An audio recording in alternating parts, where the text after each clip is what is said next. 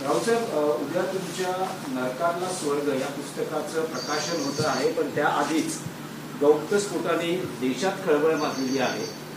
बाळासाहेब ठाकरे आणि शरद पवार यांच्या कायद्याच्या चौकटी बाहेरील मदतीमुळे गुजरात दंगल असेल किंवा एका खून प्रकरणात असेल, तत्कालीन मुख्यमंत्री गुजरातचे नरेंद्र मोदी आणि अमित शहा जे गृहराज्यमंत्री होते हे वाचले असा तुम्ही गौप्यस्फोट केलेला आहे.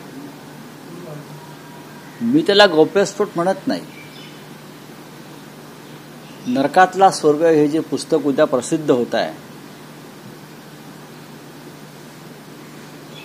ते पुस्तक हे ज्या पद्धतीने मला तुरुंगात पाठवलं, 100 दिवसापेक्षा जास्त काळ मी तुरुंगात राहिलो. ते तुरुंगातले अनुभव आहेत आणि त्या निमित्तानं भूतकाळातल्या ज्या घटना घडल्या त्या या तुरुंग माझ्या प्रवासाशी संबंधित आहेत. ज्यांनी आम्हाला राजकीय सुडापोटी तुरुंगात पाठवलं त्यांना मग माननीय शरद पवार साहेब असतील, माननीय इंद्रयुद्ध सम्राट बाळासाहेब ठाकरे असतील, यांनी त्यांच्या अडचणीच्या काळात कशी मदत केली मला तेव्हा तुरुंगात या गोष्टी मला लक्षात आल्या, आठवल्या. यातल्या अनेक घटनांचा मी साक्षीदार आहे. खरं म्हणजे मी अनेक गोष्टी माझ्या डोळ्यानं पाहिल्यात, गेल्या अनेक वर्षामध्ये ऐकल्यात आणि अनुभवलेल्या आहेत.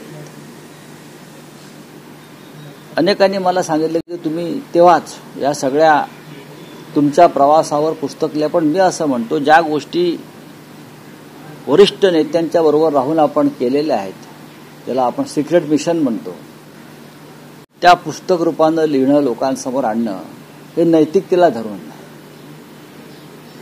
काही गोष्टी या गोपनीय असायलाच पाहिजेत. मी फक्त एक संदर्भ दिला. या सगळ्या घडामोडीतल्या गेल्या 30-35 वर्षात काय घडलं होतं, घडतंय आणि घडतं, याच्यापेक्षा अनेक घटना माझ्याकडे आहेत. मी एकच संदर्भ दिला की शरद पवार साहेब असतील किंवा माननीय बाळासाहेब असतील, या महाराष्ट्रातल्या 2 प्रमुख नेत्यांनी त्यांचा जो स्वभाव आहे मदत करण्याचा, राजकारण न पाहता, त्यानुसार केलेल्या मदतीला न जागता या दोन्ही प्रमुख नेत्यांचे पक्ष कसे फोडले, माणसं कशी फोडली आणि पक्ष संपवण्यासाठी कसा अट्टास केला, हा एक वेगळ्या प्रकारचा स्वभाव आम्हाला राजकारणात दिसला. म्हणजे उपकाराची फेड अपकाराने कशी केली. आता हे भाजपवाल्यांचं मी मगाशी ऐकत होतो, त्यांना काय माहिती आहे, ते कुठे होते तेव्हा. हा बोलतोय, तो बोलतोय, पोकळ दावे, ढोकळ दावे, तुम्हाला काय माहिती आहे. जाऊन पवार साहेबांना भेटा आज आणि त्यांच्याशी बोला, त्यांच्याशी बोला. मी आता ते किती बोलतील मला माहित नाही, पण मी लिहिलेल्या दोन्ही घटना या 100% सत्य आहेत. यापेक्षा जास्त मी लिहू शकलो असतो, फार हाहाकार माजला असता, मी अजून काय लिहिलं असतं. पण मी मर्यादा पुरुषोत्तम रामाचा भक्त असल्यामुळे मी मर्यादा पाळल्या आणि संयम पाळला. यापेक्षा असंख्य घटना या लोकांच्या, त्याला मी साक्षीदार आहे. आणि तुम्हाला सगळ्यांना हे नाकारता येणार नाही, मी प्रदीर्घ काळ बाळासाहेबांबरोबर राहिलेला माणूस आहे, प्रदीर्घ काळ. त्याच्यामुळे अनेक गोष्टी त्यांनी यांना केलेली मदत किंवा इतर काही राजकीय घडामोडींचा मी एकमेव साक्षीदार आहे असं मला नेहमी वाटतं. पण मी त्या कधीच लिहिणार नाही आणि बोलणार नाही. पण नरकातला स्वर्ग हा एक वेगळा प्रवास आहे, तुरुंग आहे. आणि त्यानिमित्तानं आपण जेव्हा तुरुंगाच्या भिंतीशी बोलतो, राज ठाकरेंच्या भाषेत एकांतात तुरुंगाच्या भिंतीशी बोलतो, तर अनेक गोष्टी आपल्याला तुरुंगाच्या भिंतीशी बोलताना जुने संदर्भ आठवतात. त्यासाठी तो अनुभव घ्यावा लागतो, घाबरून पळून जावं लागत नाही. राज ठाकरेंचा तुम्ही आता एक संदर्भ पुढे म्हटलेला आहे की राज ठाकरेंनी एकदा तरी माझ्या घरी फोन करायला पाहिजे होता, मी तुरुंगात गेल्यानंतर. एक महाग स्थळ आहे ते माझे मित्र होते, आमचे त्यांचे खूप चांगले संबंध होते. राजकारण जरी वेगळं झालं असलं तरी अशा वेळेला संकट काळामध्ये घरच्यांना, कुटुंबाला दिलासा देणारा एखादा फोन जरी गेला तरी एक आधार असतो की कोणीतरी आपल्याबरोबर आहे. कारण ज्या पद्धतीनं आमच्यावरती संकटाचा पहाड कोसळला होता व्यक्तिशः कुटुंबावर, तेव्हा एक काडीचाही आधार असतो, कोणीतरी एक फुंकर मारती महत्वाची असते. राऊत साहेब, तुम्ही म्हणाला की कायद्याच्या चौकटी बाहेर जाऊन मदत केली. यात शरद पवारांचा उल्लेख असा आहे की त्यांना नरेंद्र मोदी यांनी विनंती केली की अमित शहांना वाचवा, सीबीआय चौकशीत जामीन मिळत. आता मी याच्यावरती बघा, मला लिहायचं आहे ते मी लिहिलं. महाराष्ट्र कॅडरचे अधिकारी होते, स्वभावानुसार मदत केली. स्वभाव म्हणजे पवार साहेबांच्या एका महत्वाच्या व्यक्तीला फोन केला. तुम्ही असं म्हटलंय नैतिकतेला धरून होणार नाही, पण त्यांनी त्या पदावरील व्यक्तीला आठवण करून दिली की तुम्ही कुठल्याही पदावर बसलेला असाल पण तुम्ही हिंदू आहात हे लक्षात घ्या. हा जो संदर्भ आहे याच्यामध्ये जवळजवळ 35 मिनिटाचा गॅप आहे जो मी त्यात टाकला नाही संभाषणाचा, जे म्हटलं नैतिकतेला धरून नाही. तुम्ही अमुक अमुक आहात आणि त्याच्या आधी 35 मिनिटाचं फोनवरची चर्चा आहे, ती जर मी टाकली चर्चा. पण मी म्हटलं ना की आम्ही मर्यादा पुरुषोत्तम रामाचे कार्यकर्ते आहोत. पण राऊत साहेब, न्यायदानाची जबाबदारी असलेली ती व्यक्ती होती. काही असेल, बाळासाहेब फोनवर बोलले. ते बाळासाहेब ठाकरे होते साहेब, ते हिंदुहृदय सम्राट होते. आणि न्यायमूर्ती असतील, राष्ट्रपती असतील, पंतप्रधान असतील, या सगळ्यांशी माननीय बाळासाहेबांशी आदराचे संबंध होते. आणि बाळासाहेबांनी आमच्याशी केव्हा तरी बोलावं अशी त्यांची इच्छा असायची. बाळासाहेब आमच्याशी बोलणं हा एक प्रसाद आहे असं ते मानायचे. मी तुम्हाला जेवढं मला शक्य आहे माझ्या मर्यादेत तेवढं मी तुम्हाला माहिती दिली आहे पुस्तकाच्या रूपानं. मला आता जास्त बोलायला लावू नका. सरकार आल्याला मदत करा अन्यथा तुरुंगात जा अशा प्रकारचं एक भाजपच्या पदाधिकाऱ्यांना येऊन तुम्हाला ज्येष्ठ नेते, त्यांचं नाव नाही, मी तेच म्हणतो ना की ते मला अशा पद्धतीनं सांगायला आले की ते माझे चाहते होते की तुम्ही हे जे सरकार बनवलंय ते आम्ही पाडतोय. ते सरकार आम्ही कोणत्या परिस्थितीत ठेवत नाही असा दिल्लीत निर्णय झालेला आहे. मी तुम्ही बेकायदेशीरपणे सरकार कसं पाडणार? नाही, आम्ही पाडू शकतो, पण आम्हाला तुमची चिंता वाटते. तुम्ही माझे मित्र आहात, तुम्ही या सगळ्या भानगडीत आता पडू नका, तुम्ही शांत राहा, नाहीतर तुम्हाला तुरुंगात पाठवण्याची व्यवस्था झालेली आहे. मी काय केलंय? काही करण्याची आवश्यकता नाही. तुम्ही देशात राज्य कोणतं आणि कसं चालू आहे तुम्हाला माहिती आहे, काही करण्याची गरज नाही. ताबडतोब दुसऱ्या दिवशी मी हा संपूर्ण तपशील राज्यसभेचे चेअरमन व्यंकय्या नायडू यांना कळवला, कारण मी राज्यसभा सदस्य आहे, की मला अशा प्रकारच्या काल रात्री अमुक अमुक व्यक्तीने धमक्या दिलेल्या आहेत. आणि ते भविष्यात 2-1 महिन्यात सत्य झालं. नाही राऊत साहेब, तुम्ही त्या पुस्तकात अमित शहाच्या बाळासाहेबांनी केलेल्या मदतीचा जो उल्लेख केलाय, आतापर्यंत आम्ही असं बघितलं होतं की शिवसेना भाजपमध्ये झालेले वाद आणि मनधरणी किंवा नाराजी दूर करण्यासाठी आलेले अमित शहा, मातोश्रीवर आलेले अमित शहा, पण साधारण 20 वर्षांपूर्वी सुद्धा अमित शहा मातोश्रीवर आलेले, तो एक तुम्ही सगळा प्रसंग सांगितले. हे भारतीय जनता पक्षाच्या नेत्यांना महाराष्ट्रातला माहीतच नाही ना. भारतीय जनता पक्षाचे जे आता राज्याचे नेते जे आता जे बोलतायत त्यांना काहीच माहीत नाहीये. आणि त्या संपूर्ण विषयाला आता 25 वर्ष जवळजवळ होत आलेले आहेत, जास्त होत आलेले आहेत. आणि पुस्तकात मी एक लहानसा संदर्भ दिलाय, त्याच्यावरती पुस्तक खूप मोठं आहे. तुम्ही संपूर्ण पुस्तक वाचा, तुरुंगातले अनुभव वाचा. तुम्ही फक्त अमित शहा, माननीय बाळासाहेब ठाकरे, माननीय शरद पवार ह्याच्यामध्ये गुंतून पडू नका. नॅशनल कंटेंट आहे, त्यामुळे विचारलं जाते, कारण कायद्याच्या चौकटी बाहेर जाऊन केलेली मदत आहे. त्यामुळे भविष्यात शरद पवारांना कायद्याच्या चौकटी, कारण दोन व्यक्ती आज हयात नाहीत, ज्यात बाळासाहेब आणि मनोहर जोशींच्या दूरध्वनीवरून केलेला तो फोन. पण मी हयात आहे ना. तुम्ही आज पवार आहे, त्यामुळे हे प्रश्न तुम्हालाच विचारले जाणार. मी हयात आहे ना, मला माहिती आहे मी हयात आहे, माननीय पवार साहेब हयात आहेत. आता ते नक्की ह्याच्यावरती काय सांगतील मी सांगू शकत नाही. पण मध्यंतरी मी जेव्हा त्यांच्याशी बोललो, पुस्तक जेव्हा मी त्यांना द्यायला गेलो, तेव्हा मी त्यांना सांगितलं की मी हे असं प्रकरण लिहिलेलं आहे, जे घडलेलं आहे. तेव्हा ते एवढंच म्हणाले, आता ह्याच्यावरती अमित शहा काय खुलासा करतात ते पाहायला हवं.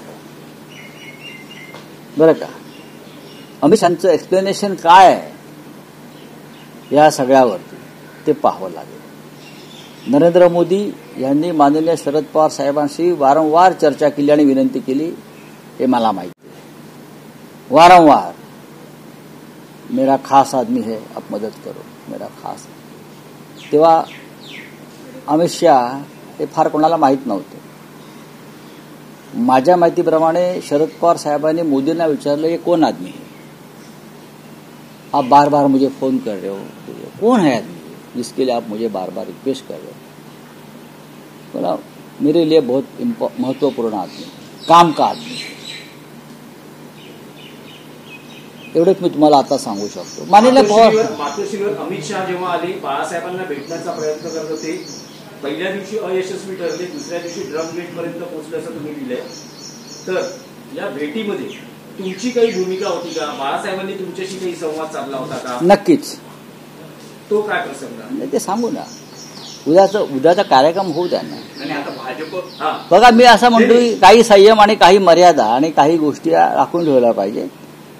मी फक्त इतकंच सांगितलं की ठाकरे कुटुंबानं, मातोश्रीनं, शिवसेनेनं त्यांच्यावरती इतके उपकार करून सुद्धा त्यांनी आमचाही पक्ष फोडला. या पक्ष फोडण्याविषयी आम्हाला काहीच दुःख नाहीये. आमदार आणि खासदार फुटले, गद्दार झाले, पण तुम्ही बाळासाहेब ठाकरेंचा पक्ष एका लोफर माणसाच्या हातात दिला. बाळासाहेब, हिंदुहृदय सम्राट बाळासाहेब ठाकरेंची शिवसेना ही तुम्ही कोणाच्या हातात दिलीत? तर एका लोफर माणसाच्या हातात दिली. त्यांचं राजकारण शिंद्यांचं त्यांच्यापाशी, पण ते शिवसेनेचे मालक तुम्ही कसे बनवू शकता? तुम्ही कोण आहात? ज्या बाळासाहेब ठाकरेंनी किंवा ज्या शरद पवारांनी तुम्हाला चौकटीच्या बाहेर जाऊन मदत केली, त्यांचे पक्ष तुम्ही लोफर लोकांच्या हातात दिले, हे त्यांना शोभलं नाही. म्हणून चिडून मी एक लहानसा संदर्भ दिला. आतापर्यंत मी कधीही या विषयावर आम्ही बोललो नाही, लिहिलं नाही. माननीय उद्धव ठाकरेही बोलले नाहीत, मीही बोललो नाही. कारण काही गोष्टी ज्या गोपनीय असतात,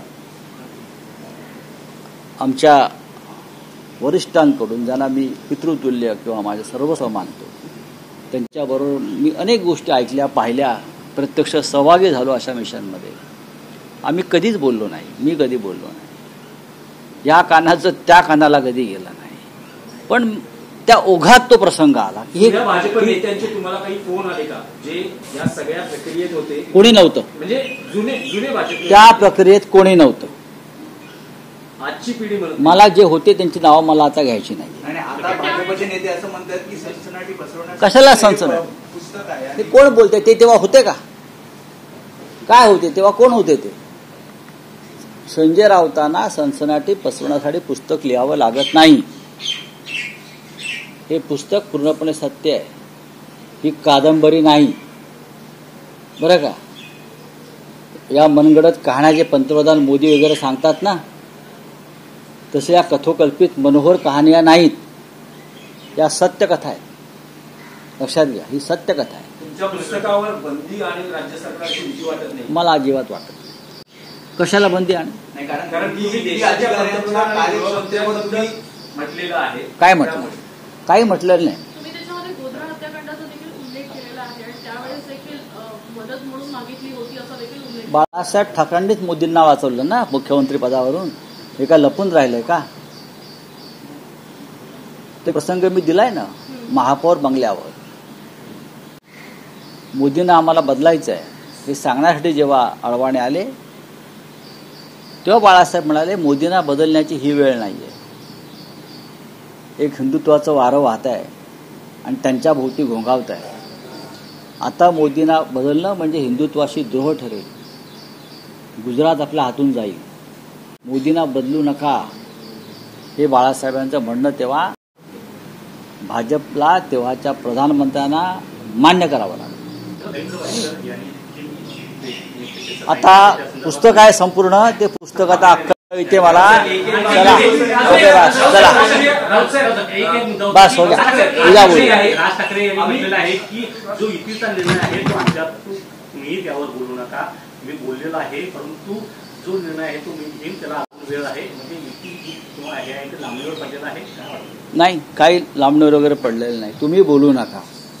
सगळं सुरळीत होऊन जाऊ द्या बाळणपण मग आम्ही बघू. फडणवीस असं म्हणाले केला की कुटुंबामध्ये ती फुंकर महत्वाची असते. ती फुंकर जी आहे ती आता मागली जाईल का कुटुंब एक होईल पाहू ना आपण. आता आम्ही सकारात्मक आहोत. रावसाहेब फडणवीस असं म्हणालेले आहे की आम्ही वेळेतच महापालिका निवडणुका घेतो आहोत आणि जिथे शक्य आहे तिथे एकत्र लढू. अपवादात्मक परिस्थितीत आम्ही वेगळे लढू पण एकमेकांवर टीका करणार नाही आणि निकालानंतर आम्ही एकत्र येऊ. चांगली गोष्ट आहे. त्यांचं राजकारण आहे ते. मी त्याच्यावरती आता बोलणार नाही. निवडणुका जाहीर होऊ द्या. निवडणुका जाहीर झाल्यावरती त्याच्यावरती चर्चा करता येईल. मनसेशी युती करण्यासंदर्भात अजूनही शिवसेना उद्धव बाळासाहेब ठाकरे पक्ष हा सकारात्मक आहे कारण अजूनही 7 प्रतिसादानंतर पुढे काही झालेलं नाही. तुम्हाला काहीच माहीत नाहीये काय घडता येते असं मी नेहमी म्हणतो. तुम्ही फक्त नेत्यांच्या स्टेटमेंटवरती अवलंबून राहून आपल्या भूमिका ठरवता. प्रत्यक्षात राजकारणात पडद्यामागे एक वेगळी पटकथा लिहिली जात असते आणि ती पटकथा नंतर समोर येते. ती पटकथा लोक समोर येईल. Screen play. Raosaheb Donald Trump यांनी आता घुमजाव केलेला आहे. त्यांनी गेली 5 दिवस जी विधानं केली ज्यात त्यांनी भारत पाकमध्ये मध्यस्थी केल्याचा दावा केला होता. आता ते असं म्हणतात त्यांनी फक्त एक शब्द बदलला बरं का. त्यांनी फक्त एक शब्द बदलला. मध्यस्थता याऐवजी मी मदत केली किंवा सहकार्य केलं. अर्थ एकच आहे. तुम्हाला सहकार्य करण्याची काहीच गरज नव्हती. त्याला दलाली म्हणतात व्यापारी भाषेत. तुम्ही काल ॲपलचा कारखाना इथे काढण्याला विरोध केलात भारतामध्ये. हे तुमचं भारतावरचं आणि मोदीवरचं प्रेम आहे. आमच्या हिंदी में कुछ आहे तो पूछ लीजिए. रावसाहेब आणि एकच प्रश्न आहे की लष्करी अधिकारी सोफिया कुरेशी यांच्याबाबत जे वादग्रस्त विधान केलेलं भाजप मंत्र्यांनी विजय शाह यांनी सर्वोच्च न्यायालयानेही त्यांना फटकारलं पण आता कुरेशी कुटुंबीय मागणी करते की या मंत्र्याची हकालपट्टी करा. आम्ही कुरेशी कुटुंबियाच्या मागे ठामपणे उभे राहू. सगळे हक्कात देश. त्या मंत्र्याला फक्त मंत्रिपदावरून न काढता त्याच्यावर देशद्रोहाचा गुन्हा दाखल व्हायला पाहिजे. त्याने भारतीय सैन्याबाबत केलेलं विधान आहे आणि त्याला पक्षाने हाकलायला पाहिजे भाजपच्या. जर भाजप खरा देशभक्त असेल तर बोलिए. हा बोलिए. टर्की पे बैन किया जा रहा है. चाइना के जो वेपन्स है उसकी डिमांड बढ़ चुकी है और अभी तक मुझे मालूम मुझे उस बार देखिए प्रेसिडेंट ट्रंप ने मोदी हमेशा चुप रहेंगे. मोदी हमेशा चाइना के बारे में चुप रहेंगे और प्रेसिडेंट ट्रंप के बारे में चुप रहेंगे और फ्रांस के बारे में चुप रहेंगे. मोदी हमेशा चुप रहेंगे. चुप रहना उनकी फितरत है. प्रेसिडेंट ट्रंप ने ये बार बार कहा है कि मेरी मध्यस्थता से शस्त्र संधि सीज फायर हुआ है. कल उसने एक शब्द का हेराफेरी की है. मध्यस्थता शब्द निकालकर मैंने मदद करने की कोशिश की. इसका मतलब क्या है?